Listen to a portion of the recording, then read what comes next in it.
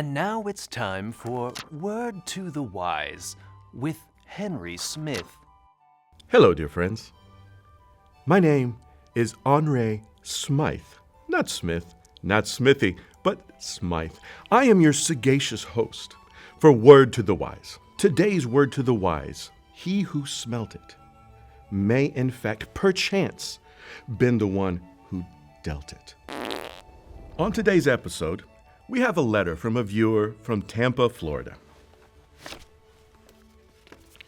His name is Noah Little. Dear Mr. Smythe, I have a problem. I have too many clothes and they're all over my bedroom. They're on the floor, on the bed, in the closet, everywhere. And my parents get so frustrated. What should I do? Well, Noah Little, you will now be known as Noah Lot. If you apply these principles, you only need one suit. Therefore, there will never be a need for clothes to be all over your bedroom, on your bed, in your dresser, or anywhere else. And your parents will be thrilled. This is what I like to call a win-win. You can thank me later, and your parents will too. And this is the segment in our show known as Stories of Wisdom, where I will read from one of my favorite books, the book of Job. Now, Job, he was a very important man, and he had 7 jobs. That's right, Job had 7 jobs. But all 7 of his bosses were very mean to him, and they fired him all at the same time. Cut. Oh, thank you. I was feeling extremely parched. Evan, fetch me my tea.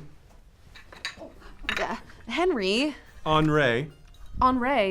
That is not the story of Job. You mean Job? No, Job. I mean Job. Job isn't even a word. What version? Can you move? What version do you have?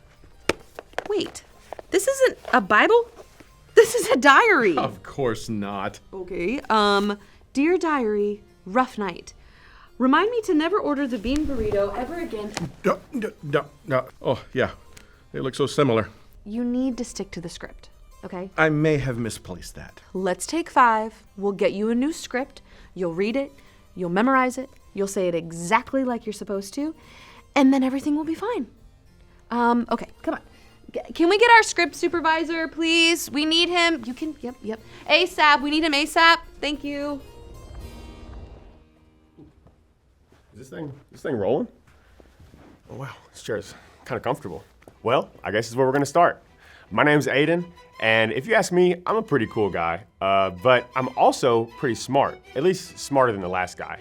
And speaking of smart, I have a question. Where does wisdom even come from? It reminds me of this one time where I was riding golf carts around the neighborhood, and me and all my buddies were just having a good time. We had like 3 golf carts with us, right?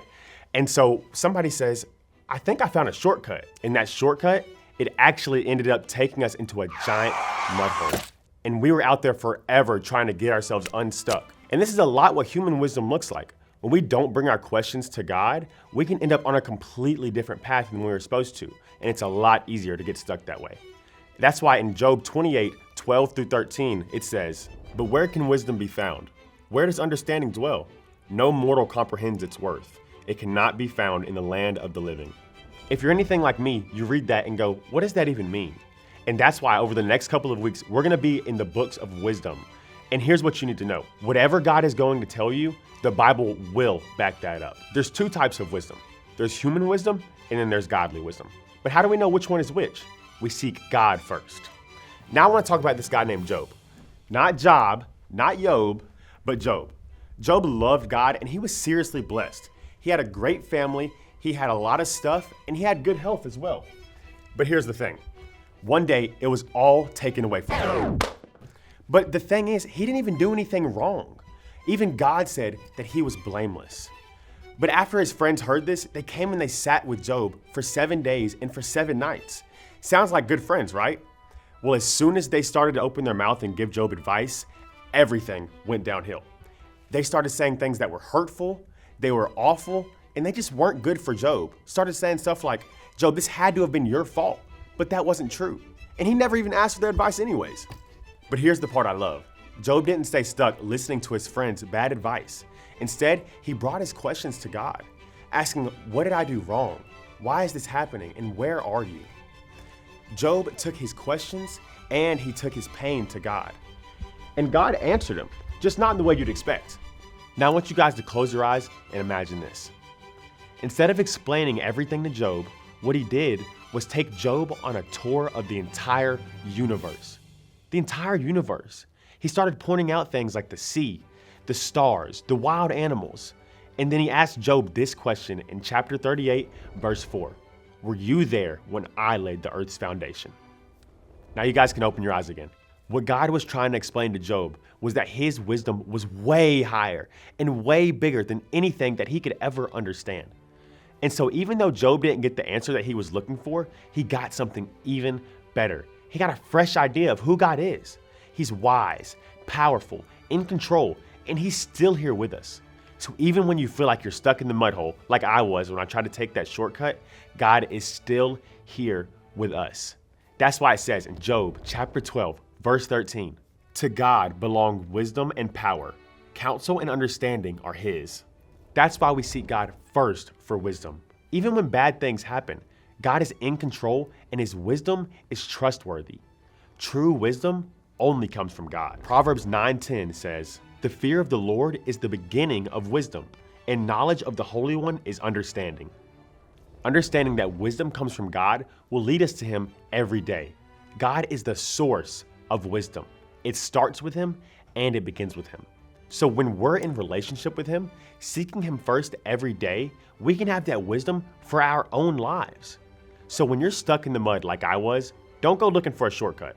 Just go to God first. Jesus says in Matthew 6:33, but seek first his kingdom and his righteousness, and all these things will be given to you as well. So if you believe that everything good comes from God, then you should seek God first. All right, guys, now we're gonna do our big idea. So you guys stand up to your feet. Let's go. You guys ready? All right. Seek God for what? Seek God for what? Seek God for what? Shh. There we go. All right, well, I have to get out of here before that guy comes back. So I will see you guys later.